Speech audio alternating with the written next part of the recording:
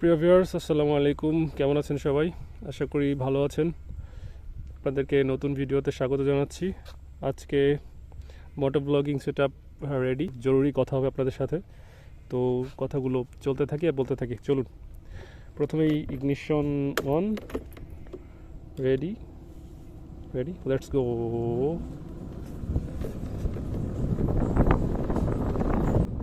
দর্শক, অনেক বেশি বাতাস, আপনারা বাতাসের শব্দ শুনে বুঝতে পারছেন। আর সবথেকে বেশি একটা বিরক্তিকর বিষয় হলো যে আমি যেদিকে যাচ্ছি, অর্থাৎ পশ্চিম দিকে যাচ্ছি, এখন বিকেলের একটু আগ মুহূর্ত, তো সূর্যটা একদম আমার মুখের উপর এসে পড়ছে। ক্যামেরার লেন্সের উপর পড়ার কারণে ফুটেজটাও ভালোভাবে আসছে না, তবে সৌন্দর্য আমাকে বিমোহিত করছে। রাস্তার চারপাশের অনেক সৌন্দর্যে ভরপুর, আপনারা যেমনটা দেখতে পাচ্ছেন। আমি আসলে যে বিষয়টা নিয়ে আপনাদের সাথে আলোচনা করব সেই বিষয়ে ব্যাক করি। আপনারা জানেন আমি বর্তমানে একটা স্কুটার রাইড করছি, তো আমার এখন একটা বাইক কেনার খুব প্রয়োজন হয়ে দাঁড়িয়েছে।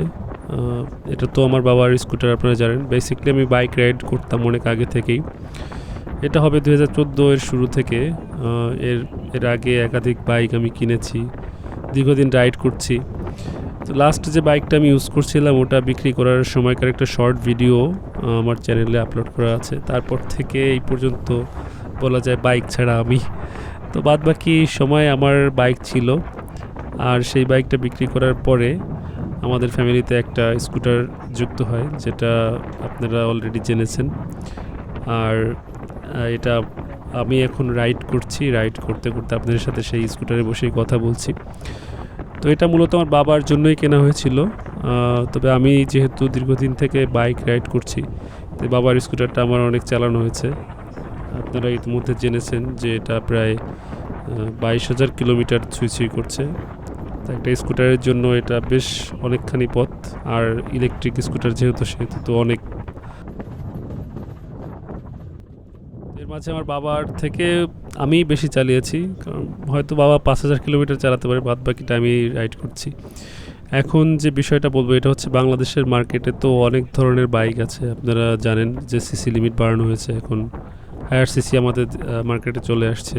আর অনেক রাস্তাঘাটেও দেখা যাচ্ছে অনেকে রাইড করছে 250 সিসি 350 সিসির বাইক। তবে আমি যে বাইকটা নিব এটা মূলত 180 সিসির ভেতরে থাকবে। 80 সিসি বলছি এই কারণে, 180 সিসির একটা বাইক আমার পছন্দের তালিকায় আছে, হোন্ডা হর্নেট। তারপরে আছে Yamaha FZS V4, Suzuki Gixxer আছে, পালসার N160 আছে। তো এইগুলাই। এখন আপনাদের মতামত আশা করছি। আপনারা যারা বাইক রাইড করেন, কোন বাইকটা নেক্সট সঙ্গী হিসাবে সিলেক্ট করা যায় সেটা অবশ্যই কমেন্টে জানাবেন। আর দেখেন রোড সাইডটা কত সুন্দর, এত পরিপাটি একটা জায়গা, আসলে কোথাও খুঁজে পাওয়া সহজে খুব কঠিন হবে। তো এরকম একটা জায়গায় সচরাচর আসতে পারি, এটা আসলে নিজেকে অনেক বেশি ভাগ্যবান মনে করছি। একদম দেখেন ফাঁকা, যতদূর চোখ যায় একদম ফাঁকা জায়গা। মানে দুই পাশে মূলত হচ্ছে এটা হচ্ছে বিলের মাঝখান দিয়ে, বিলের একদম বুক চিরে রাস্তাটা চলে গেছে। আর প্রচুর গাছপালা আপনারা যেমনটা দেখতে পাচ্ছেন। সাথে ঝড়ের মতো বাতাস হচ্ছে। বাইকটা কিন্তু খুব বেশি জোরে চালাচ্ছি না, মানে একদম স্লোই যাচ্ছে। তারপরেও বাতাস এত বেশি যে মনে হচ্ছে ঝড় বইতেছে।